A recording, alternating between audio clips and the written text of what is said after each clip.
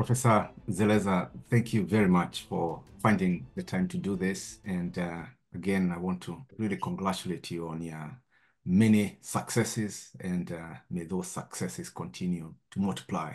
Your new volume is an interesting one. Take me through the beginning of this idea, the beginning of the idea of this project. So first of all, let me say thank you for the opportunity to talk with you. I know you've been doing this amazing, documentaries on some of our leading intellectual lights and writers. So for me, it's a privilege to talk to you.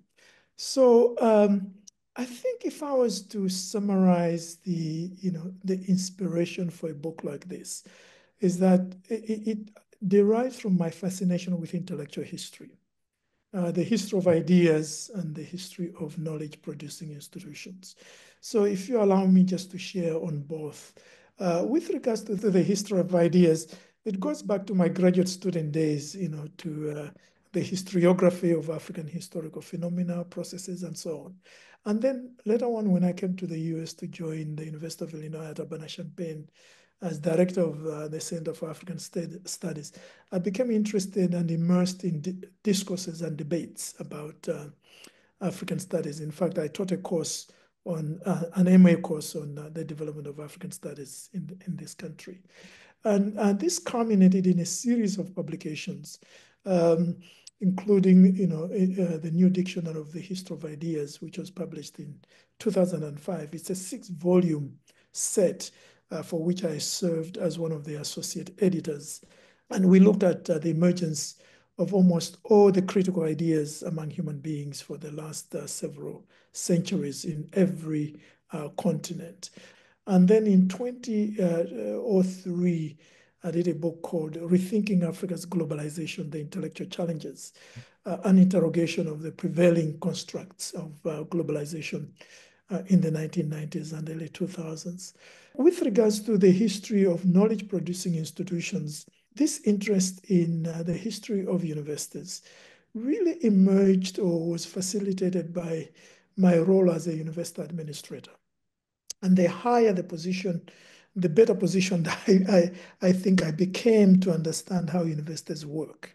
And this sort of administrative trajectory, which translates directly into my interest in higher education institutions, began in Canada as college principal at Trent University. And then, of course, I moved to the US in '95, at the University of Illinois Urbana-Champaign as director of the Center for African Studies. Later on, I served as chair of the Department of African American Studies at the University of Illinois at Chicago, which got me involved in diaspora studies in a much more sustained and systematic way. And then as dean of the College of Liberal Arts at LMU, which you came to visit, I think, one time, I began to really understand how the different disciplines in the social sciences and humanities and the different interdisciplines are organized and more importantly, how they produce knowledge, what kind of knowledges and what kind of boundaries do they establish from others. And then when I became VP, Vice President for Academic Affairs at Quinnipiac, I began to understand the relationships, the dynamics, the differences, and of course the underlying similarities between different schools and colleges in a university and how they operate, how the university sort of operates its academic mission. And then finally, sort of becoming Vice Chancellor at USIU in Nairobi, got me to begin to see universities in a very broad, much broader range than I had experienced up to that point, because I had to deal with both internal stakeholders, students, faculty, staff, the council, university council. We also had a board of trustees, and of course, alumni who straddle between the internal and the external. And then among the external, you're dealing with parents, you're dealing with government, because obviously the government regulates how you do your business. You're dealing with media, you're dealing with business, you're dealing with donors, and all this range of actors in the higher education sector, internal and external, make you begin to understand the complexity of running universities. This was followed many years later in 2016 by a book that I published titled The Transformation of Global Higher Education, 1945 to 2015. And in the book, I try to analyze the major institutional, intellectual, and organizational changes in higher education on every continent, Asia, Europe, the Americas, Africa, during the 70-year period after World War II. And then most recently, before the current book, in 2021, I published a collection of essays on some key events in the global political economy, titled Africa and the Disruptions of the 21st Century, which includes a section on higher education. So the current book, Re-envisioning the African and American Academies, is really a product of a very long history, both in terms of my fascination with intellectual history and also with knowledge-producing institutions. What was the process of writing this book? In my case for this book, I can really trace it to my time at USIU in Nairobi. So while serving as VC during the COVID-19 pandemic, I participated in numerous forums, some of which I led on the effects of the pandemic on universities in Africa and around the world. Some of these forums were convened by a series or a number of organizations that I belong to. So these forums were really very rich and very invigorating, very robust in talking about higher education, how it was being affected by COVID-19 around Africa and of course around the world. And most memorably for me was, the invitation to give the Adebayo Adedeji annual lecture at the UN Economic Commission for Africa. It convenes a conference every June, I believe, of ministers of finance and development planning. And it was really a privilege to speak before that audience that normally I don't speak to, but of course, those are the critical people who control resources. So in addition to that, I published a series of articles or the lectures were published in one way or the other. First of all, University World News. I published 10 reflections on my experiences as Vice Chancellor. The reflections run every month from January to October 2022 on different aspects of being a university leader. And then I also participated in some, sort of reflections by university leaders from around the world in IAU, the International Association of Universities magazine called IAU Horizons, and published, some academic essay in the Journal of Higher Education in Africa. Typically, what I do when I give a talk, I post it on my LinkedIn page as part of my commitment to public intellectualism. And then finally, when I came back, two organizations played a very critical role in the development or the gestation of this book. One was Case Western Reserve University, which I joined as Associate Provost in 2021 after I left Kenya. And here there were really two levels of involvement that were very critical for the book. One was I worked very closely with the provost. And in that context, the provost asked me to either lead or participate actively in a number of institution-wide projects. And then this sort of institutional anchoring for the writing was really getting a fellowship, the W.E.B. Du Bois Fellowship at Harvard University's Hutchins Center for African and African American Research. And the bulk of the book was actually written during the fellowship. The title of the book, Re-envisioning the African and American Academy. I was struck by the first verb, re-envisioning. And as I was thinking about it, I thought there must have been a vision before we start re-envisioning. What was that initial vision? Typically, universities talk about that they're in the business of providing teaching and learning, obviously for students. They're in the business of providing or undertaking research and scholarship, producing knowledge. They're in the business of providing or undertaking public service and engagement, community engagement. These sort of three missions of the university obviously are contextual. They change over time because of the political economy of countries changes. The institutional structure changes. The demands on these institutions change. So for me, there were two issues I was very keen to explore.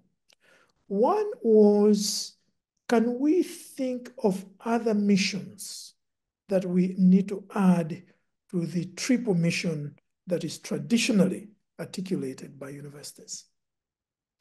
And over the last 2 decades, people have increasingly begun talking about the fourth mission of the university, and that is the mission of innovation and entrepreneurship, which is directly sort of emerging out of the neoliberal moment that we've been living in. And then during COVID, there was a fifth mission that began to be sort of articulated, or people began to talk about the need for university to exercise what I call the duty of care. The duty of care in terms of its own constituencies. So issues of mental health rose to the top of the agenda. Mental health for students, certainly. Mental health for employees, both staff and faculty, as well as, of course, even the organizational leaders. But the duty of care that also embraces, and this comes from,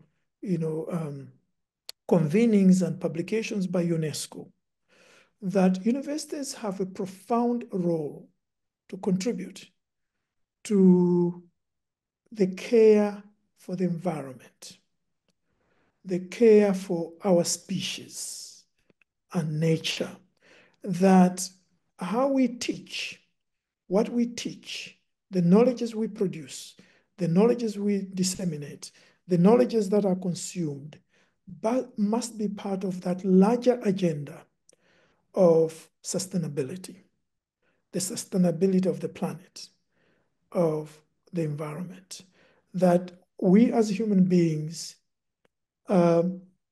both, of course, social beings, but also ecological beings, and that this fundamental existential imperative for the duty of care must be embedded in what universities do. In the book, what I'm trying to do is to say, let's look at the three traditional missions of the university: teaching and learning, and research and scholarship, public service and community engagement. And then these are the two emergent sort of missions that have been articulated in the last several decades, and certainly over the last 5 years, 4 years, because of COVID. How are they being exercised? How are they being implemented? How are they being experienced by higher education institutions in Africa and the United States? The pivot around which is the pandemic. The pandemic was such a momentous event that affected every aspect of society globally. As a historian, I know that major moments of crisis lead to either acceleration of transformations that were already taking place or new ways of doing things.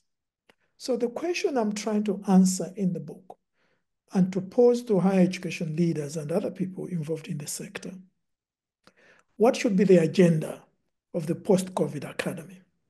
Now, universities, I argue in the book, are trying to adopt three strategies. One is the restoration agenda, in which many universities, like many individuals, as well as companies and so on, organizations, are in a hurry, have been in a hurry to go back to the pre-COVID period. to do things as they used to do before COVID. That restoration agenda, frankly, is a waste of time, in my view. Because after a major crisis, things don't really go back to how they used to be. Certain aspects do, not all aspects. The second strategy has been what I call the reform agenda, in which institutions are trying to graft the lessons learned, the experiences of COVID, including what you and I are doing now, communicating much more now academically, through Zoom and Teams, virtual communication, which was there, of course, before, but it got really accelerated during COVID. How do we then, graft the lessons into reforms of our institutions moving forward? And then the third is whereby some people feel that the crisis was so deep and so profound in its effects that restoration or reform is not sufficient, that we have to rethink the very structure, the very operations, the very future of higher education. And that one can call the transformation agenda. So what I'm trying to do in the book then is to look at what was the situation in American universities, in African universities, in terms of their, research, their teaching, their operations and so on, their financing, their management, their governance.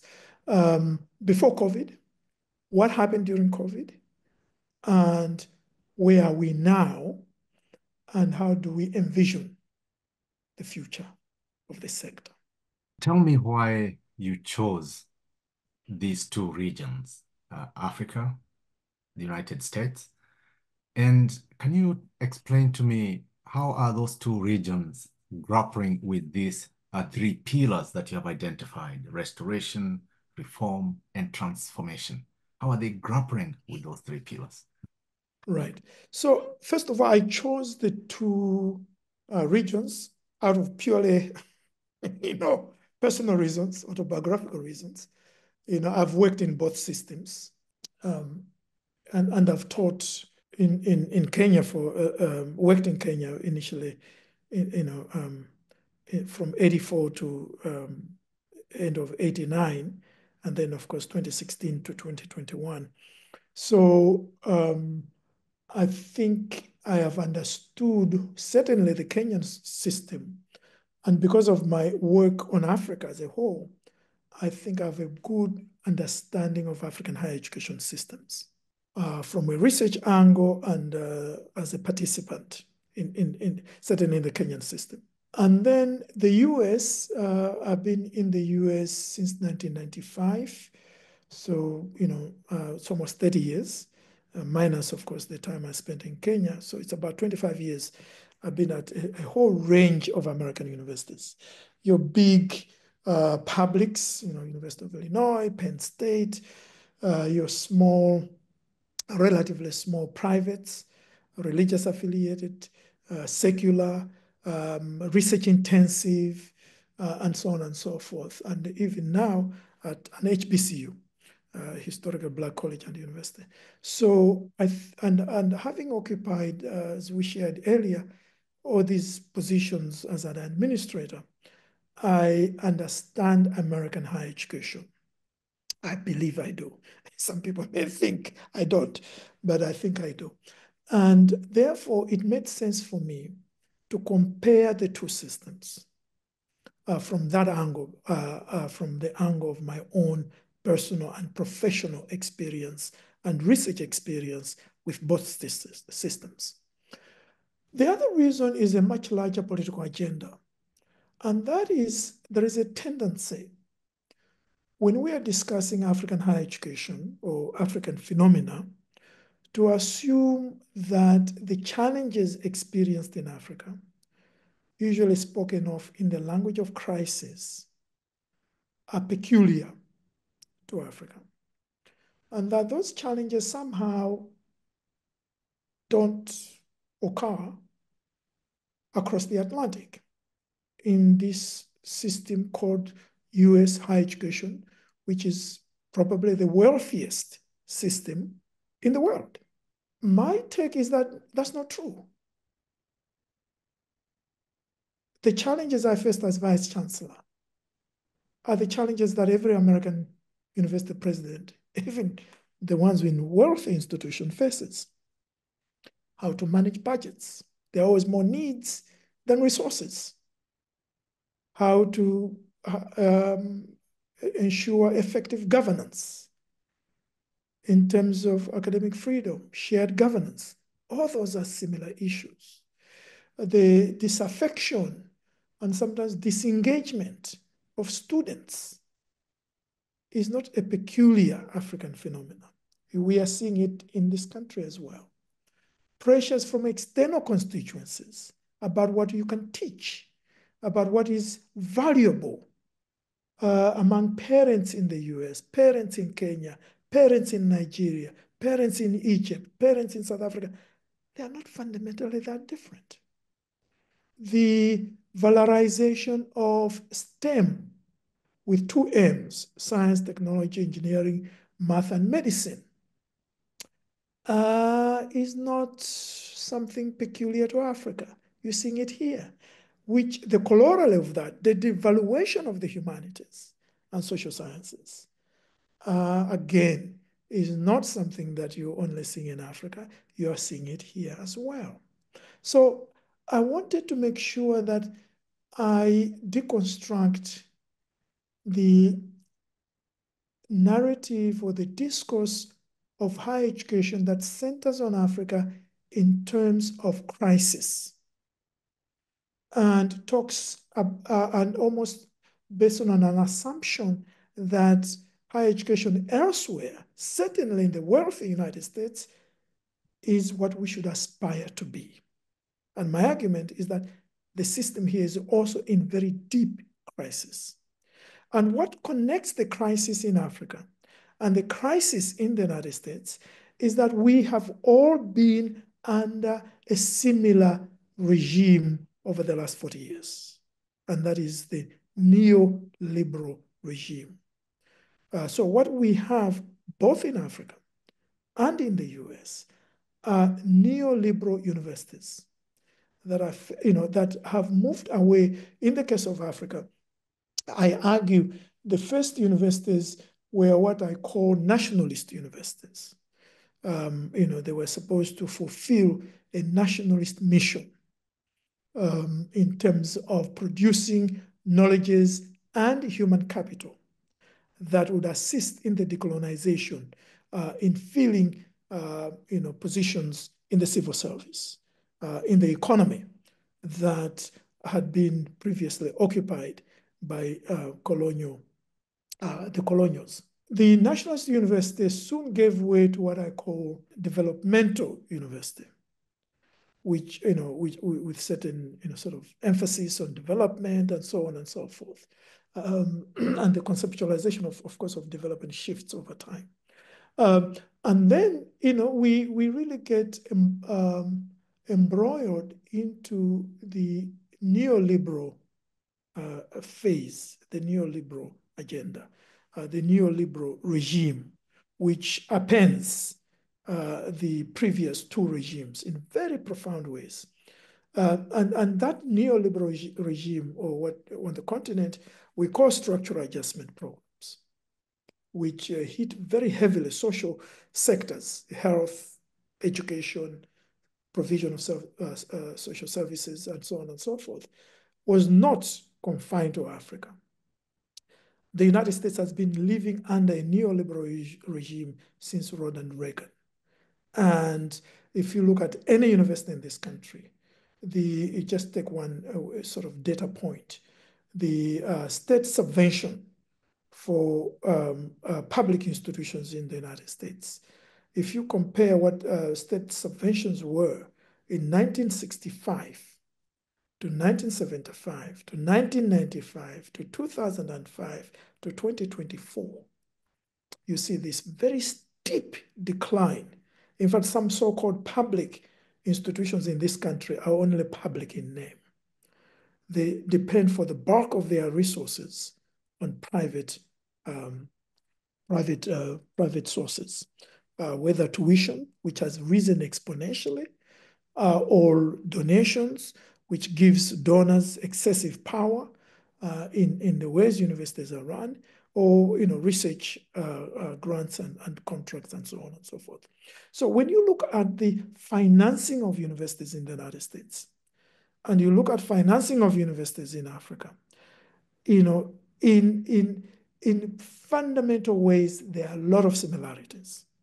Of course, there are also differences in terms of scale, in terms of the availability of capital and resources. But the issues themselves are profoundly similar in many ways. So I wanted to make sure that we get away from a discourse on Africa that is exceptionalist and a discourse on the US that is also exceptionalist. And I argue, actually, that precisely because African institutions have faced crises or challenges for much longer and perhaps in a deeper way, the strategies they have developed over the last several decades may have something to teach American education leaders, how to do with very little in their own institutions. So if there are lessons to be derived, I don't think they're from the US to Africa. It may be actually from Africa to the United States. So that was why I tried to do the comparison for personal, because of my own personal and professional biography, but also because of trying to, really deconstruct narratives that examine these systems in isolation. Prof, I want us to go back to those three pillars because I found them to be very intriguing in understanding not just the history of the institutions of higher learning in the continent and here in the United States. And I'm referring to restoration, reforms, and transformation. And I'm wondering, what are the challenges if these pillars are going to be used as a guide as these institutions try to figure out how institutions of higher learning are going to look like post-COVID? What challenges do you think these institutions are going to face as they grapple with these pillars? Mm-hmm. And what solution or what approach would you recommend? It seems to me any change in an institution, in an organization, certainly for universities, there are key dynamics that one has to pay attention to that will either drive or obstruct the changes. So one is the usual stuff about the mission, the identity of the institution. So part of the change will be driven by the size, by the scale of resources available, the mission of that institution. The second set of considerations has to do with issues to do with management. What is the nature of the leadership that you have at these institutions? What is the system of governance at these institutions? You find that in many universities, it's very difficult to move very fast for obvious reasons. In fact, one American president, I think it's Woodrow Wilson, is said to have said that it's easier to move the graveyard than to move an education institution. And the reason is that universities, by definition, have multiple stakeholders in a way that other organizations like a business don't have. And the way universities operate is not the way businesses operate, although under the neoliberal agenda, the effort has been towards corporatization of universities, introducing what people call managerialism. Despite that, you find that higher education institutions at a minimum, you have to carry with you your faculty. If you ignore them, nothing will really work. You have to carry your board of trustees. Without the board with you, nothing will happen. You have to also carry, to some extent, your staff and your students. Students in particular are the ones who are the immediate recipients of that education. And if students are dissatisfied, they complain, they protest, you're not going to go very far. You also have to deal with external constituencies, which have become much more interventionist in university affairs than was the case 30, 40, 50 years ago, for many reasons, one of which, the rising cost of education. As educational costs have risen, whether in Africa or here, parents become much more invested in, to use the language of economics, on the return on investment. So if you're going to be spending $100,000 a year on your child in tuition and living expenses, you want to know exactly what they are studying and what kind of jobs they'll do afterwards, in a way that would not have been the case if the tuition was 1,000. So the intervention by parents, by the public in higher education is much more intense than was the case. And this has translated into much greater interest and intervention in university affairs by politicians. Now you get in the United States all these debates about DEI, critical race theory, people banning the use of certain books, even trying to control, what faculty can teach in terms of the curriculum. And students can tape you, put you on social media, and you're going to be attacked by external groups. All those pressures indicate levels of intervention by external stakeholders that are unusual, that are intense compared to decades ago. Under those circumstances, making change in universities is extremely difficult. Having said that, the smart administrators are able to navigate, to negotiate through this morass of multiple stakeholders, internal and external, and mobilize key support from each of those groups to drive some change. The other thing that I think is leading universities to, and universities really, in my view, have no choice but to reflect where society is and where it is going, is because the university is losing its monopoly over credentialing. The power of universities in society, whether it's in Africa or it's here or Europe, over the last 100, 150 years, has been that the university has enjoyed a near monopoly on credentialing.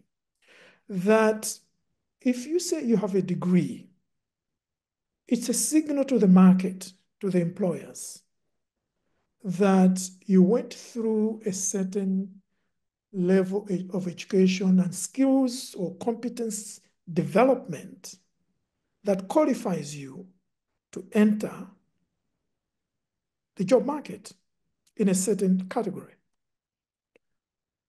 That's no longer true for many reasons. One is that a lot of players outside higher education are setting up higher education institutions tailored to their own needs. So there are more institutions now providing qualifications that are set up by religious organizations, and most importantly, set up by corporations, business corporations. And also, the way the market is moving in terms of employment is such that the degree is no longer the powerful signal it was, because the degree assumed that once you've done that 4 years or 6 years, graduation, as you know, in the US, really the average is now 6 years. You've done the 6 years and you have acquired this knowledge. And that knowledge is supposed to serve you for life. So the old model was learn, work, and retire. That's no longer true in most professions, because two reasons. One is, and I talk about that in the book, one is that people are living longer on average. So the idea that you retire at 55, like in many of our countries, it's really a waste of human capital. At the same time, you want them to retire so that younger people get jobs. So I know that. Retiring at 65, like in many countries here, is no longer necessarily the way it ought to be, because people are living up to their 80s and so on and so forth. They have another 20 years or so, sometimes in fairly good health, in which they can continue working. So the increasing longevity of life destabilizes that model of learn, work, and retire. But secondly, and more crucially, technology and the nature of jobs is changing so quickly. If you look at the biggest companies in the United States or Kenya, they were not there 25 years ago. Safaricom was not there. These are companies that have emerged because of technology. And the need for reskilling and upskilling is such that people have to continually learn new skills.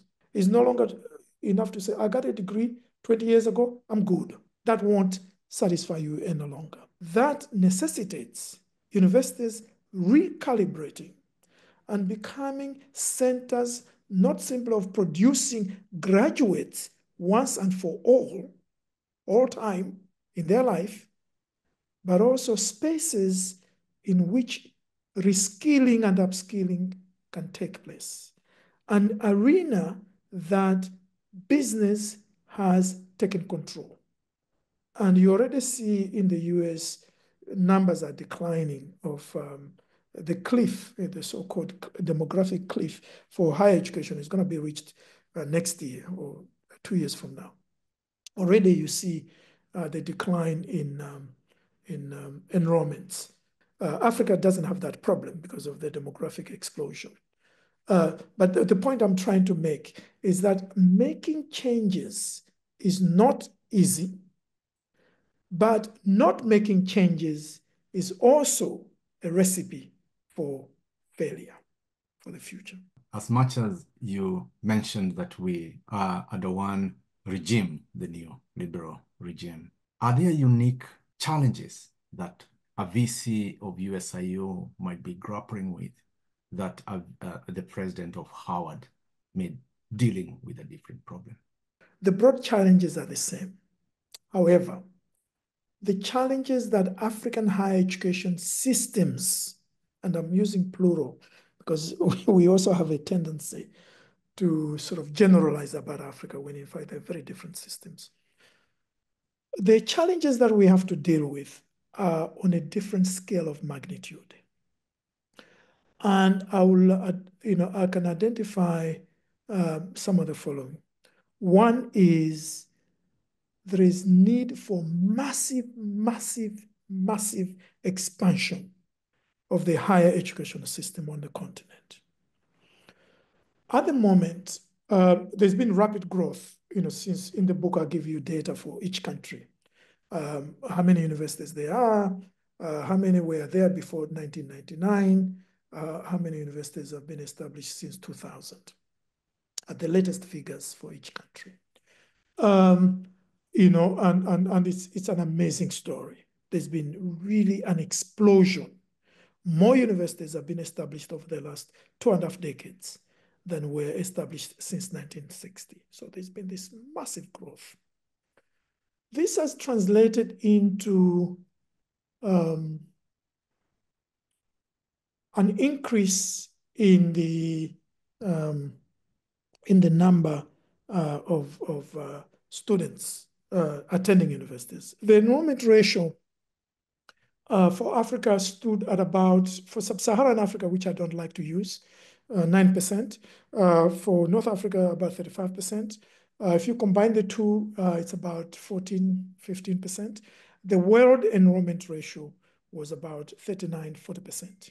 So what you find, Africa is way behind enrollment ratios compared to the rest of the world. And one could even go into finer details in terms of gender enrollment. We are the only continent where there is the gender parity has not been reached between men and women in higher education. Every other continent has reached that parity. So our systems need to expand more massively. I'll use one example that a lot of people like to use to compare African countries to. South Korea. In 1960, South Korea, its indicators were not that different from Kenya, Ghana, and so on and so forth. Kenya's enrollment ratio for higher education is about 10%. South Korea is 94%. So that gives you the scale of catch-up that we have to do. If you look at knowledge production, Africa also has we have a long way to go. We are spending 0.59% of our GDP on research and development, R&D. The world average is 1.79%. For Asia, it's more than 50%. So Asia now is the biggest spender on R&D, the biggest producer of knowledge, the biggest almost in every indicator. Africa only has 0.5% of global patents and applications. Asia has more than 60%. So the scale, the magnitude of how we have to catch up in STI indicators, science, technology, and innovation indicators. And if we want to turn the demographic explosion in Africa into a demographic dividend rather than a demographic disaster, there has to be massive, massive investment in building human capital, which means investment in higher education. The growth that I've talked about, the explosion of institutions and numbers between 2000 and 2024, that has not been commensurate with the growth in numbers of faculty. So what that has translated into is actually declining quality of education. So one area where a VC of USIU would face and a president of Howard would not face is the shortage of faculty. While here you have a shortage of jobs for qualified faculty, hence adjuncting, there you have a shortage of faculty for available jobs, which also leads to adjuncting, but of a different type, because also of low salaries. So somebody is teaching in one day at 3, 4 different institutions along Thika Road, from University of Nairobi, then stop at USIU, stop at KU, stop at ZTEC, and end up that day teaching at Jomo Kenyatta, JKUAT. Those problems would not be the problems faced by a president here in terms of getting the qualified faculty. The numbers of adjuncts here, however, have increased. Now, more than 75% of the American professoriate is adjunct. Only the rest, 24, 25%, are tenure track people. And this comes from that logic of neoliberalism. So the problems are different magnitude. For Africa, the investment has to be massive for higher education. This vision, which you are now re-envisioning, both in Africa and American Academy, once you are done with this reflection, what surprised you the most? That's interesting. I think for me, I think what, surprise maybe is not the word. What intrigued me the most was how similar. It was actually the similarities. And obviously in the book, in each chapter that I'm making the comparisons, I'm also drawing the differences. The more I realize, the similarities are quite intriguing. Amidst obviously the obvious differences of scale, of resources, and history, and all that. Where does the diaspora come in within these Excellent. metrics? Yes, yes. I think that's an excellent question. So the diaspora is not discussed directly as sort of as a specific area of engagement in the book. However, there are areas in which I point out that the continent has to mobilize the intellectual capital of the diaspora. One that I was personally involved in was the creation of the Carnegie African Diaspora Fellowship Program, and we have sponsored more than 600 academics, African-born in Canada and the US, to more than 174 universities on the continent. My argument when it comes to the diaspora is multiple. One is, just hard physical capital. The new diaspora, people like you and I, represent a sizable complement of that academic capital that was directly produced on the continent. And some of us worked there, then left. So I believe very strongly in turning this into brain circulation from brain, brain loss or whatever, a brain drain. And this ties into economic remittances in a certain sense.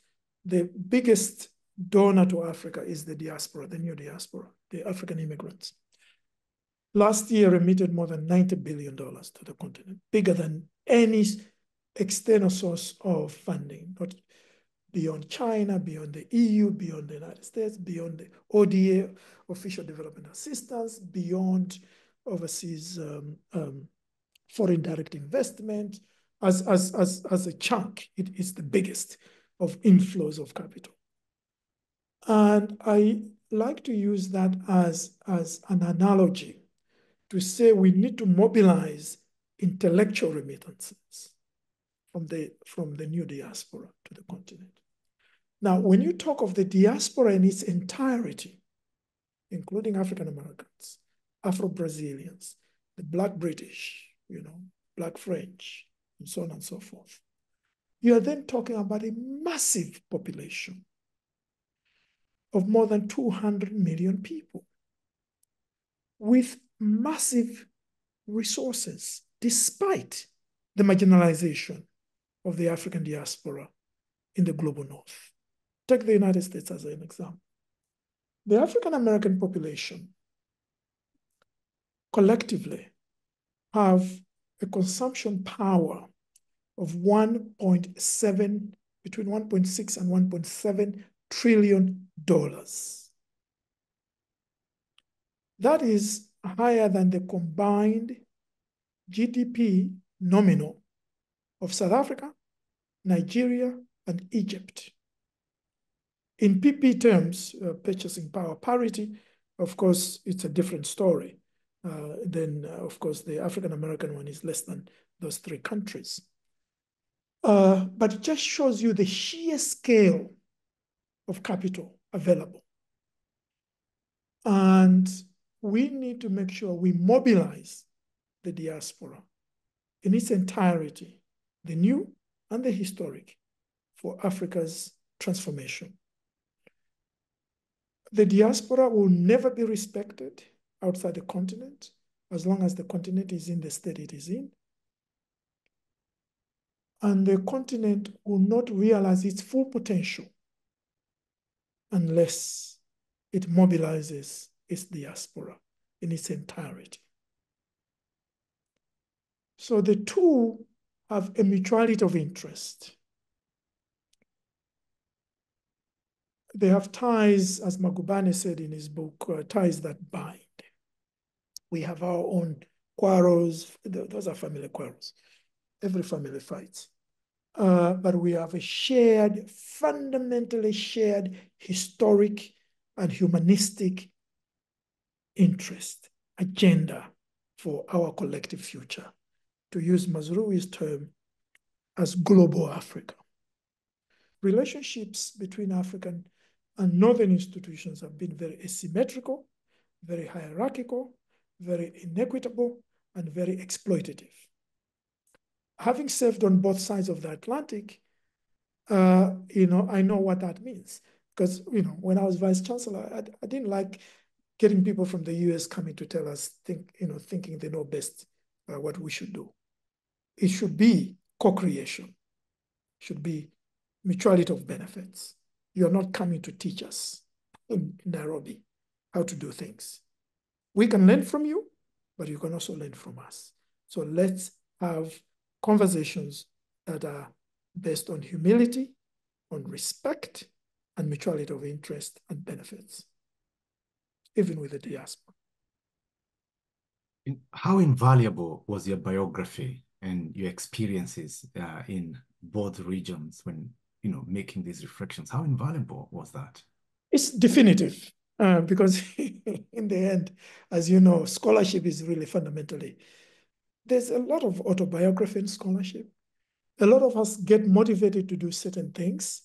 It can be even in the sciences where you don't see that direct connection. It could be in health, it could be whatever. But usually if you dig deep enough, it's triggered by something very personal. And in this case, for me, it's obvious. It's because I've worked in the two spaces. So I want to make sense of the two spaces. There are 8 chapters in this book, Prof. For those who have not had a chance of getting a copy of this book, can you tell them how the book is organized? The first chapter, since you've seen it, the title is The Struggle for African Universities and Knowledges. And here I'm interested in some of the issues we were talking about, the institution explosion. What are the persistent challenges? I call them the persistent deficits, the challenge of decolonizing our institutions, shifts in the global knowledge economy, where I was giving you some of those figures about what's happening in Asia and so on and so forth, and the need for multi-stakeholder collaborations, the internal and external stakeholders, if we're going to make the changes that we need. The last chapter, chapter 8, is specifically on the United States. It's titled America's Troubles with Affirmative Action. I'm making an argument that affirmative action was actually dead from the very beginning, that it was created in the 1970s. And I go back to the 1930s, tracing all the debates, and then, of course, after the civil rights movement, all the way to the 1980s, 1990s, the 2000s, all the key cases, and then, of course, the last case, with Harvard and UNC, University of North Carolina. The first chapter and the last chapter focus on each region separately. Because chapter 3 is on managing and financing universities. Chapter 4, navigating the COVID-19 pandemic. Chapter 5, the futures of education. Chapter 6, the imperatives of lifelong learning. And then chapter 7, repositioning the humanities and social sciences. Very, very well done, as always. And I want to thank you for your time and for your continuous production of very intriguing ideas, and also in your continuous search on various platforms on how to disseminate these ideas. You're one of the scholars who started disseminating your works on blogs, what you used to call the Zeleza post. Oh, yes. uh, Yes. Even before these online platforms became ubiquitous as they are today. And you have continued almost two decades later now, you know, on LinkedIn and other online platforms. So you have been quite such a field philosopher, a public intellectual who have always made sure that your ideas are in this, in the public market. And I have to thank you for that. Thank you. I really appreciated the opportunity to talk to you, and please continue doing the great work you're doing in making sure that we record the ideas, the thoughts, challenges, aspirations of some of our intellectuals and writers. Thank you very much, Prof.